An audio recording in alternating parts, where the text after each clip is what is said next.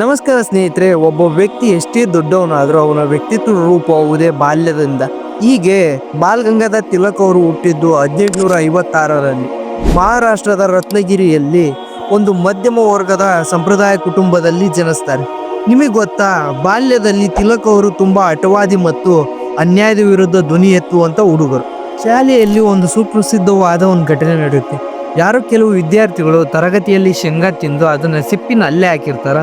ಆವಾಗ ಮಾಸ್ತರ್ ಬಂದು ನೋಡಿ ಸಿಟ್ಟಿನಿಂದ ಈ ಕೆಲಸನ ಯಾರು ಮಾಡಿದ್ದು, ಇಲ್ಲ ಅಂದ್ರೆ ಇಡೀ ಕ್ಲಾಸಿಗೆ ಶಿಕ್ಷೆ ಕೊಡ್ತೀನಿ ಅಂತಾರೆ. ಆದರೆ ತಿಲಕ್ ಅವರು ಈ ತಪ್ಪನ್ನ ನಾನು ಮಾಡಿಲ್ಲ, ಹಾಗಾಗಿ ನಾ ಶಿಕ್ಷೆ ಅನುಭವಿಸಲ್ಲ ಅಂತಂದು ಎದ್ದು ನಿಂತು ಎದೆಗುಂದದೆ ಹೇಳ್ತಾರೆ. ಆ ಪುಟ್ಟ ವಯಸ್ಸಿನಲ್ಲಿ ಅವರ ಅನ್ಯಾಯದ ವಿರುದ್ಧ ಹೋರಾಡುವ ಕಿಚ್ಚು ಹೇಗಿತ್ತು ಅನ್ನೋದು ಈ ಮುಖಾಂತರ ಗೊತ್ತಾಗುತ್ತೆ. ಇನ್ನು ಶಿಕ್ಷಣದ ವಿಚಾರಕ್ಕೆ ಬಂತಂದ್ರೆ, ತಿಲಕ್ ಅವರು ಗಣಿತ ಅಂದ್ರೆ ಪ್ರಾಣ. ಅವ್ರಿಗೆ ಲೆಕ್ಕ ಅಂದ್ರೆ ಎಷ್ಟು ಇಷ್ಟಪಡ್ತಿದ್ರು ಅಂತಂದ್ರೆ ಶಿಕ್ಷಕರು ಪ್ರಶ್ನೆ ಕೇಳಿ ಮುಗಿಸುವುದರೊಳಗೆ ಉತ್ತರವನ್ನ ರೆಡಿ ಮಾಡಿ ಇಟ್ಕೊಳ್ತಿದ್ರು.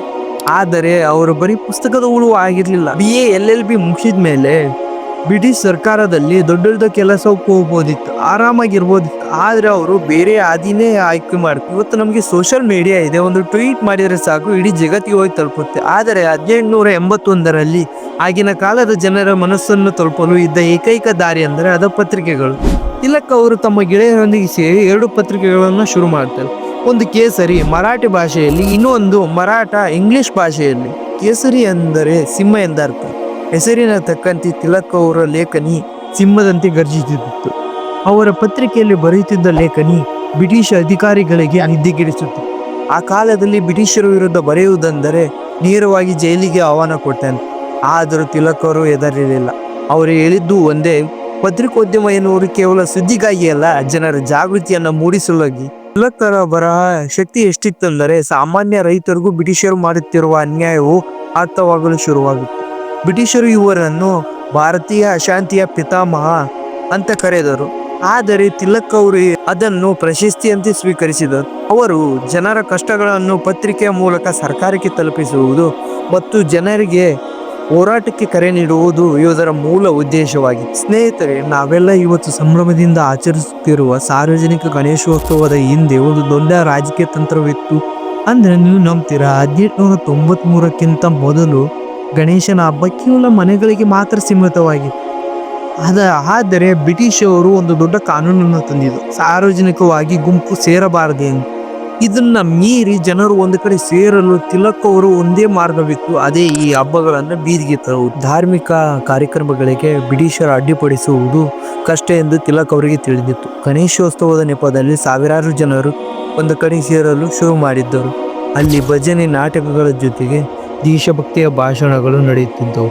ಇದರ ಜೊತೆಗೆ ಛತ್ರಪತಿ ಶಿವಾಜಿ ಮಹಾರಾಜ್ ಅವರ ಜಯಂತಿ ಮತ್ತು ಅವರ ಆಚರಿಸಲು ಶುರು ಮಾಡಿದ್ದರು. ಇದರಿಂದ ಜನರ ಮನಸ್ಸಿನಲ್ಲಿ ತಮ್ಮ ಇತಿಹಾಸ ಮತ್ತು ಸ್ವಾತಂತ್ರ್ಯದ ಬಗ್ಗೆ ಹೆಮ್ಮೆ ಮೂಡಿಸುವುದು ಯೋಧರ ಮೂಲ ಉದ್ದೇಶವಾಗಿತ್ತು.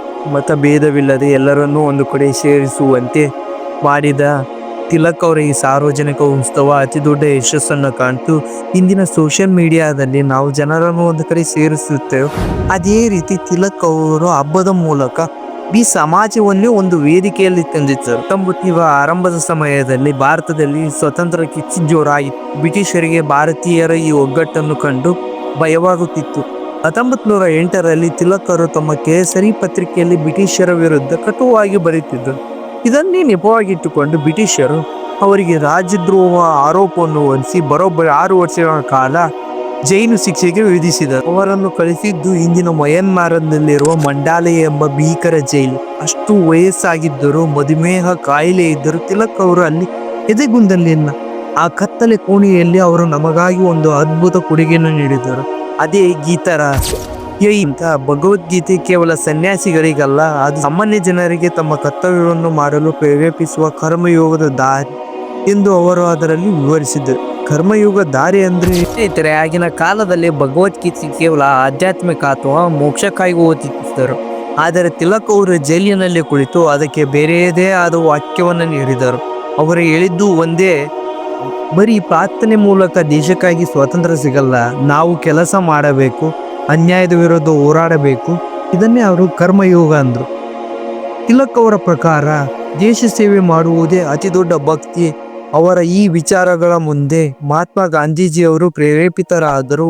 ಒಬ್ಬ ವ್ಯಕ್ತಿ ಜೈಲಿನ ಕತ್ತಲೆಯಲ್ಲಿ ಕುಳಿತು ಇಡೀ ದೇಶಕ್ಕೆ ಬೆಳಕು ನೀಡುವಂತಹ ಇಂಥ ಗ್ರಂಥವನ್ನು ಬರೆದಿದ್ದು ಅಂದರೆ ಅದು ಸಾಮಾನ್ಯ ಮಾತಲ್ಲ. ತದನಂತರ 1914ರಲ್ಲಿ ಜೈಲಿನಿಂದ ಬಿಡುಗಡೆಯಾದಾಗ ತಿಲಕ್ ಅವರಿಗೆ ವಯಸ್ಸಾಗಿತ್ತು. ಬರೋಬ್ಬರಿ 58 ವರ್ಷ ವಯಸ್ಸಾಗಿತ್ತು. ದೇಹ ಬಲಿದಿತ್ತು, ಆದರೆ ಅವರ ಸಂಕಲ್ಪ ಮಾತ್ರ ಕುಗ್ಗಿರಲಿಲ್ಲ. ಅದೇ ಸಮಯದಲ್ಲಿ ಐರ್ಲೆಂಡ್ನಿಂದ ಬಂದಿದ್ದ ಅನಿ ಬೆಸೆಂಟ್ ಅವರು ಭಾರತಕ್ಕೆ ಸ್ವಯಂ ಆಡಳಿತ ಬೇಕು ಎಂದು ಚಳುವಳಿ ನಡೆಸುತ್ತಿದ್ದರು. ತಿಲಕ್ ಅವರು ಅವರೊಂದಿಗೆ ಕೈ ಜೋಡಿಸಿ ಹೋಮ್ ರೂಲ್ ಲೀಗ್ ಅನ್ನು ಸ್ಥಾಪಿಸಿದರು. ಇದರ ಅರ್ಥ ಸರಳವಾಗಿತ್ತು, ನಮ್ಮ ದೇಶವನ್ನು ನಾವೇ ಆಳುತ್ತೇವೆ. ತಿಲಕ್ ಅವರು ದೇಶಾದ್ಯಂತ ಪ್ರವಾಸ ಮಾಡಿ ಜನರಲ್ಲಿ ಜಾಗೃತಿಯನ್ನು ಮೂಡಿಸಿದರು. ಇಡೀ ಭಾರತದಲ್ಲಿ ಸ್ವರಾಜ್ಯದ ಗಾಳಿ ಬೀಸುವಂತೆ ಮಾಡಿದರು. ಆದರೆ 1920 ಆಗಸ್ಟ್ 1ರಂದು ಈ ಮಹಾನ್ ಚೈತನ್ಯ ಭಾರತ ಬಿಟ್ಟು ಅಗಲಿದರು. ಅವರ ಮರಣದ ಸುದ್ದಿ ಕೇಳಿ ಇಡೀ ದೇಶವೇ ಕಣ್ಣೀರಾಗಿತ್ತು. ಅಂದು ಮುಂಬೈನ ಚೌಪಾಟಿ ಸಮುದ್ರ ತೀರದಲ್ಲಿ ನಡೆದ ಇವರ ಅಂತ್ಯಕ್ರಿಯೆಗೆ ಲಕ್ಷಾಂತರ ಜನರು ಸೇರಿದ್ದರು. ಅದು ಕೇವಲ ಅಂತ್ಯಕ್ರಿಯೆಯಂತಾಗಿರಲಿಲ್ಲ, ಅದು ಭಾರತದ ಮುಂದಿನ ಸ್ವಾತಂತ್ರ್ಯ ಸಂಗ್ರಾಮದ ಮುನ್ನುಡಿಯಾಗಿತ್ತು. ಲೋಕಮಾನ್ಯ ತಿಲಕ್ ಅವರು ಹಾಕಿಕೊಟ್ಟ ತಳಹದಿ ಮೇಲೆ ಮಹಾತ್ಮ ಗಾಂಧೀಜಿಯವರು ಅಸಹಕಾರ ಚಳುವಳಿಯನ್ನು ಮುಂದುವರಿಸಿದರು. ತಿಲಕ್ ಅವರು ನಮಗೆ ಬರೀ ಘೋಷಣೆಗಳನ್ನು ಕೊಡಲಿಲ್ಲ, ಹೋರಾಟದ ಆಟ, ಸಂಘಟನೆಯ ಶಕ್ತಿ ಕಲಿಸಿಕೊಟ್ಟರು. ಈಗಿನ ಯುವಕರಿಗೆ ಅವರು ನೀಡಿರುವ ಸಂದೇಶ ಒಂದೇ, ದೇಶಕ್ಕಾಗಿ ಏನಾದರೂ ಮಾಡುವ ಹಂಬಲ ನಮ್ಮಲ್ಲಿ ಸದಾ ಇರಬೇಕು ಎಂದು. ಇನ್ಕೇಸ್ ಈ ವಿಡಿಯೋ ನಿಮಗೆ ಇಷ್ಟ ಆಗಿದೆ ಅಂದ್ಕೊಳ್ತೀನಿ. ಇಷ್ಟ ಆದರೆ ಈ ಚಾನಲ್ನ ಸಬ್ಸ್ಕ್ರೈಬ್ ಮಾಡ್ಕೊಳ್ಳಿ. ಮತ್ತು ನೆಕ್ಸ್ಟ್ ವಿಡಿಯೋದಲ್ಲಿ ಸಿಗೋಣ. ಓಕೆ ಫ್ರೆಂಡ್ಸ್, ಬಾಯ್.